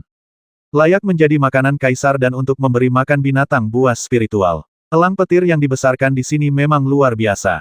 Terlebih lagi, Lei Qiu masih dalam masa pertumbuhan, tetapi dia telah membasmi monster tingkat pertama Yuanwu sendirian. Apa yang akan dia lakukan saat dia dewasa? Ayo pergi, ayo kembali dan makan bakso binatang roh. Yesuan mengambil bola petir itu, lalu meraihnya di udara dan menghisap jiwa binatang dari burung nasar bercakar darah itu ke telapak tangannya. Semangat bela diri Blood Claw Vulture tidaklah tingkatan tinggi, jadi perbaiki saja dan gunakan untuk menaikkan tingkatan Storm Thunder Eagle. Tidak lama setelah kembali ke Akademi Dandao, Guo Zitian bergegas mendekat dan berkata dengan penuh semangat terlalu kuat. Terlalu kuat, kekuatan dan jumlah total energi sejatiku telah berlipat ganda, sungguh mengerikan. Yesuan meliriknya dan tahu bahwa dia telah menyerap semua kekuatan obat dari pil Zenyuan Sensui yang lebih rendah, itulah sebabnya efek ini terjadi. Ngomong-ngomong, orang ini memiliki fisik yang cukup bagus, terutama dalam hal menyerap kekuatan obat, dia menyerapnya dengan sangat cepat. Yesuan berkata dengan puas tidak buruk. Seperti yang kukatakan, jiwa bela diri batu gerbang batumu tidak lemah. Kau dapat menggunakan esensi sejatimu untuk membangun batu pelindung dalam bentuk apapun. Dengan kata lain, selama esensi sejatimu cukup kuat, kau dapat menahan serangan apapun.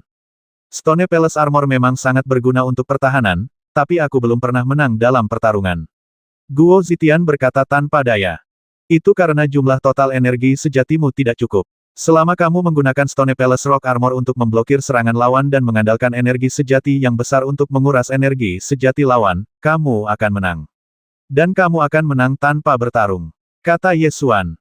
Mata Guo Zitian tiba-tiba berbinar-benar sekali. Jika aku bisa menghabiskan energi sejati lawanku, aku akan menang. Kekuatan energi sejatiku saat ini dan jumlah totalnya 2 kali lebih kuat dari para prajurit dengan level yang sama. Aku akan menghabiskannya sampai mati. Hahaha. Anak lelaki kecil yang gemuk itu tertawa penuh kemenangan. Yesuan segera menyiramnya dengan air dingin. Jangan terlalu cepat senang. Jika harta karun lawan sangat kuat, dia dapat menggunakan sangat sedikit energi sejati untuk melancarkan serangan yang sangat kuat, dan kamu mungkin tidak menang. Baiklah, apa yang harus kita lakukan? Guo Zitian merasa itu masuk akal dan segera memikirkan cara untuk menghadapinya. Kalau begitu aku akan membuat perisai dan membela diri terhadapnya. Yesuan menggelengkan kepalanya dan berkata, pertahanan itu penting, tetapi kita tidak bisa tidak menyerang sama sekali. Seringkali, menyerang adalah pertahanan terbaik. Lebih efektif menggunakan serangan untuk melawan daripada menggunakan perisai untuk melawan. Jika tidak ada yang lain, setidaknya kamu tidak akan terpengaruh oleh akibat tabrakan yang kuat. Lalu apa yang harus kita lakukan? Guo Zitian bertanya dengan tergesa-gesa. Bukankah aku sudah mengembalikan buku rahasia pedang Qi kepadamu? Berlatihlah dengan baik, kata Yesuan. Guo Zitian segera berkata dengan wajah getir, tapi aku benar-benar tidak bisa berlatih itu terlalu sulit. Sebenarnya, setiap orang memiliki kelebihannya masing-masing. Ada yang jago pedang, ada yang jago tinju. Itulah sebabnya Sekte Tianjian terbagi menjadi banyak akademi. Latihlah apapun yang kau suka. Jual buku rahasia Qi pedang dan belilah buku rahasia lainnya untuk berlatih, kata Yesuan. Ya, aku ingin berlatih tinju. Bagaimana dengan Earth Dragon Fist? Itu adalah seni bela diri unik dari Akademi Tianwu, tanya Guo Zitian. Coba saja apapun yang kamu suka. Lagi pula, buku rahasia tingkat pertama tidak mahal. Kamu bisa membelinya dan mencobanya terlebih dahulu. Setelah berlatih, kamu akan mendapatkan jawabannya secara alami. Kata Yesuan. Baiklah, aku akan pergi membeli buku rahasia tinju naga bumi sekarang. Guo Zitian berkata dan bersiap untuk berlari keluar. Aku hampir menabrak seseorang secara langsung. Orang yang datang adalah Luo Feipeng, yang telah berlatih keterampilan tangan menangkap naga dengan keras dan bersumpah untuk menangkap semua pedang terbang. Begitu Luo Feipeng memasuki halaman, dia menunjuk ke arah Ye Xuan dan berteriak, "Aku ingin menantangmu. Kenapa kamu ke sini lagi? Apa kamu mau cari masalah?" Guo Zitian mulai memarahi Luo Feipeng begitu melihatnya. Luo Feipeng bahkan tidak melihat ke arah Guo Zitian, menatap Ye Xuan, dan berteriak lagi, "Aku ingin menantangmu. Bukankah aku sudah memberitahumu terakhir kali? Selama kau menangkap pedang terbang Han Xixiao, aku akan menerima tantanganmu," kata Ye Xuan. Luo Feipeng tidak marah, dan berkata dengan serius, "Aku tidak bodoh. Aku tahu kau menggunakan aku untuk mempermalukan Han Xixiao, tetapi aku benar-benar ingin mencoba keterampilan mengendalikan pedangnya, jadi aku pergi. Tetapi aku telah memprovokasi dia berkali-kali dan telah dikurung dalam sel isolasi berkali-kali. Han Xixiao tidak akan pernah menerima tantanganku. Kau menggunakan aku untuk mempermalukannya, aku tidak marah, tetapi setelah menggunakan aku, kau harus membiarkanku melihat keterampilan mengendalikan pedangmu. Ini sangat tulus. Ini memang benar. Setelah Anda memanfaatkan seseorang, Anda harus memberi mereka kompensasi." Ye Xuan mengangguk dan berkata, "Oke. Hanya ada satu kesempatan untuk pedang." Luo Feipeng segera menahan napas dan mengangkat tangannya untuk memperagakan posisi awal tangan penangkap naga. Ye Xuan membuat gerakan pedang dan mengayunkannya. Dentang, pedang burung pipit naga berdengung dan terbang keluar. Pedang itu berkelebat, dan dengan kecepatan luar biasa yang sulit dilihat dengan mata terbuka, pedang itu melesat melewati kepala Luo Feipeng, berputar-putar, dan dengan suara whoosh dimasukkan kembali ke sarungnya. Luo Feipeng tertegun lagi. Cepat, terlalu cepat. Dia telah melakukan semua persiapan, tetapi saat pedang terbang itu melintas, dia masih belum sempat bereaksi. Tepat saat dia hendak menggerakkan tangan kanannya, pedang terbang itu telah dimasukkan kembali ke sarungnya. Matanya membelalak, penuh keterkejutan dan kegembiraan atas tantangan. Itu terlalu cepat, lebih cepat daripada terakhir kali dia melihatnya, dan lebih cepat daripada pedang terbang manapun yang pernah dilihatnya. Tentu saja pedang terbang Ye Xuan cepat, karena itu bukan lagi teknik pengendalian pedang, tetapi teknik pedang surgawi yang telah terintegrasi dengan energi pedang. Meskipun teknik pedang surgawi Ye Xuan begitu cepat sehingga Luo Feipeng bahkan tidak punya waktu untuk bereaksi. Luo Feipeng sama sekali tidak patah semangat, dan berkata dengan semangat yang semakin meningkat, "Ayo kita lakukan lagi. Seperti yang kukatakan, hanya ada satu kesempatan." Ye Xuan menolak. "Teknik mengendalikan pedangmu benar-benar berbeda dari yang lain. Aku harus mencobanya lagi. Kamu yang menentukan syaratnya, dan kita akan bertukar secara adil." Luo Feipeng sangat gigih. Ye Xuan ingin menolak, tetapi ketika melihat Guo Zitian berdiri di samping, tiba-tiba dia punya ide. Dia menunjuk Guo Zitian dan berkata, "Baiklah kalau begitu. Kamu ajari dia berlatih Earth Battle Dragon Fist. Setiap kali dia mencapai level tertentu, aku akan menerima tantanganmu." Luo Feipeng tidak bodoh, dan dia langsung merasakan ada jebakan bagaimana jika dia bahkan tidak bisa mencapai level pertama.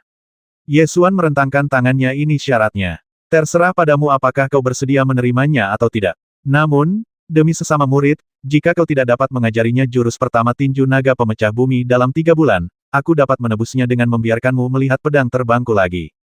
"Baiklah, aku setuju." Luo Feipeng langsung setuju, lalu menunjuk Guo Zitian dan berkata dengan galak dan tegas, "Ikutlah denganku."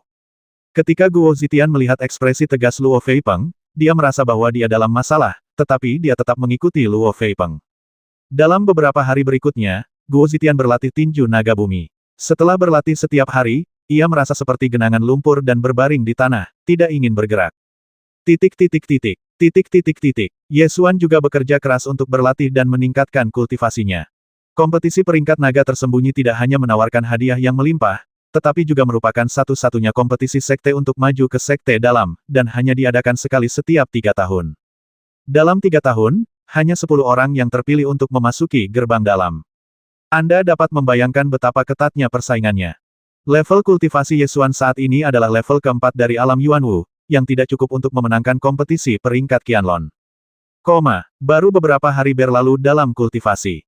Suatu malam, Guo Zitian datang berlari dengan wajah dan hidung memar. Melihat wajah dan hidungnya yang memar, Ye Xuan mengira dirinya dipukuli oleh Luo Feipeng saat berlatih tinju naga bumi. Namun Guo Zitian tidak datang untuk menuduh Luo Feipeng melakukan kekejaman, melainkan berkata dengan sedih dan marah, "Si Jalang Shen Yuxin itu telah mengambil Ye Huoku dan tidak mengizinkanku membesarkannya." Ye Xuan mengerutkan kening dan bertanya, "Mengapa dia mencuri binatang rohmu?" Shen Yuxin adalah murid Akademi Binatang Roh. Dia memiliki begitu banyak binatang roh di sekitarnya, jadi dia tidak seharusnya mencuri binatang roh milik orang lain. Apakah luka di wajahmu disebabkan karena dia memukulmu? Tanya Yesuan sambil menunjuk bekas luka berwarna ungu dan biru di wajah bulatnya. Guo Zitian bergumam, "Bos, Anda harus membantu saya mendapatkan Lie Huo kembali." Melihat penampilannya, Yesuan menduga sesuatu pasti telah terjadi, jadi dia pergi ke pengadilan binatang roh bersamanya. Datang ke lembah binatang roh. Guo Zitian bergegas masuk ke dalam ruang binatang dan berteriak keras, "Shen Yuxin, kembalikan Lie Huo kepadaku. Apakah kau akan pergi atau tidak? Jika tidak, aku akan melepaskan petir untuk menggigitmu." Shen Yuxin sangat tangguh. Yesuan berjalan ke ruang hewan, dan Lei Qiu mengepakkan sayapnya dan terbang, mendarat di panggung batu. Dia berbisik kepada burung flamingo kecil di panggung, jelas-jelas peduli dengan temannya. Yesuan melihat burung flamingo kecil yang tergeletak di atas panggung batu dan mendapati bahwa burung itu penuh dengan bekas luka. Dia mengerutkan kening dan bertanya, "Apa yang terjadi?" Shen Yuxin menunjuk Guo Zitian dengan marah dan mendengus, "Tanyakan padanya." Guo Zitian tampak malu dan ragu-ragu. Melihat Guo Zitian bergumam dan tidak mengatakan apapun, Shen Yuxin mendengus marah. Orang menyebalkan ini membawa flamingo kecil itu ke puncak Qingzu untuk bertarung dengan manusia. Dia melukai si kecil itu di mana-mana. Jika aku tahu dia orang menyebalkan seperti itu, aku tidak akan menukar telur binatang roh dengannya. Katakan padaku, apa yang terjadi di bawah tanah? Yesuan menatap Guo Zitian dan bertanya. Guo Zitian tidak punya pilihan selain menelan pil pahit dan berkata, "Aku tidak pergi ke sana untuk melawan binatang buas, aku pergi ke pasar kecil untuk menjual barang-barang." Kemudian Jiang Junfeng dan beberapa murid dari Akademi Kendo bersikeras menyeretku untuk melawan binatang buas. Awalnya aku tidak mau, tetapi mereka bersikeras menyeretku untuk mencoba. Aku membiarkan Lie Huo mencoba. Lie Huo bahkan belum menjadi binatang roh dewasa, apakah dia bisa bertarung? Di kota Xiaofang, ada orang yang ahli dalam pertarungan dengan binatang muda, jawab Guo Zitian. Kita dikalahkan seperti ini hanya dalam satu pertandingan. Yesuan merasa sedikit aneh. Burung flamingo kecil itu juga diberi makan sesuai dengan diet binatang spiritual yang diwarisi dari Kaisar Dan. Meskipun diberi makan setengah dari diet tersebut, potensi pertumbuhannya jauh melebihi binatang spiritual biasa, jadi seharusnya ia tidak terluka seperti ini. Tidak, kami memenangkan pertandingan pertama. Kami juga memenangkan 100 poin kontribusi, dan kemudian mereka mengatakan kami tidak bisa pergi setelah menang dan harus terus berjuang. Guo Zitian berkata dengan marah. Saya menolak, jadi mereka menahan saya dan memaksa Lie Huo untuk terus bertarung dengan anak singa lainnya. Guo Zitian menjadi semakin marah saat berbicara. Lie Huo sangat kuat. Dia memenangkan 7 pertandingan berturut-turut dan memperoleh lebih dari 2.000 poin kontribusi. Namun, semakin sering hal ini terjadi, semakin mereka menolak untuk melepaskanku. Pada akhirnya mereka mendapatkan binatang roh dewasa untuk melawan Lie Huo. Aku menolak, jadi aku bertarung dengan mereka, dan mereka memukulku seperti ini. Di akhir perkataannya, dia menunjuk luka di wajahnya. Setelah mendengar ini, Yesuan tahu apa yang sedang terjadi. Yang terjadi selanjutnya adalah Guo Zitian mengirim burung flamingo kecil yang terluka itu ke Shen Yuxin untuk dirawat. Ketika Shen Yuxin mengetahui bahwa ia membawa burung flamingo kecil itu untuk melawan binatang buas, ia menolak untuk mengembalikannya. Setelah Yesuan mengetahui apa yang terjadi, dia bertanya lagi, apakah Lie Huo baik-baik saja? Shen Yuxin menjawab, untungnya, fisik Lie Huo jauh lebih kuat daripada burung flamingo biasa. Meskipun tubuhnya penuh bekas luka, dia pulih dengan cepat setelah minum obat. Melolong. Ketika flamingo kecil itu melihat pemiliknya, ia menjulurkan lehernya dan menangis. Guo Zitian ingin menerkam, tetapi Shen Yuxin menghentikannya dengan marah.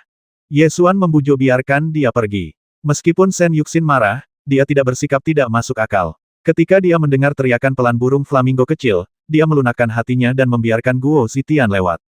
Guo Zitian bergegas mendekati flamingo kecil itu dan ingin memeluknya, tetapi dia takut menyentuh lukanya dan merasa bingung. Yesuan melihatnya sebentar, lalu mengulurkan tangannya ke arah bola petir itu dan berkata, ayo pergi. Bantu temanmu membalas dendam. Melolong, Lei Qiu segera mengeluarkan teriakan elang dan melompat ke lengan Yesuan. Yesuan berbalik dan berjalan keluar sambil membawanya. Shen Yuxin langsung marah dan berkata, kau ingin melawan binatang buas juga. Aku benar-benar salah menilai kalian berdua orang menyebalkan.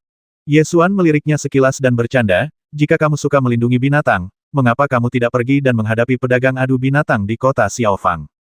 Shen Yuxin langsung tercengang. Dia sudah lama membenci para murid yang terlibat dalam pertarungan binatang buas di kota Xiaofang. Akan tetapi, lingkaran pertarungan binatang buas di kota Xiaofang melibatkan kepentingan yang besar, dan dia tidak dapat menanganinya sendirian. Aku tidak bisa berbuat apa-apa kepada mereka, tapi betapa kejamnya kalian membiarkan elang petir yang kalian besarkan sendiri pergi bertarung melawan binatang buas. Kata Shen Yuxin dengan marah. Ye Xuan tidak menjelaskan dan melangkah menuju puncak Qingzu dengan bola guntur. Guo Zitian memikirkannya, meminta Shen Yuxin untuk menjaga Lye Huo, lalu dengan cepat mengikuti dan bertanya dengan sedikit khawatir apakah kamu benar-benar ingin membiarkan Lei Qiu pergi ke pertarungan binatang buas. Dia masih sangat muda. Bola petir telah memulai pembantaian besar-besaran. Ia tidak dilahirkan untuk menjadi burung yang baik. Benar, kan? Bola petir. Ye Xuan mengeluarkan bakso binatang roh dan memasukkannya ke dalam mulut bola petir. Melolong, Lei Qiu menelan bakso, berteriak ke langit, dan tampak sangat gembira. 150.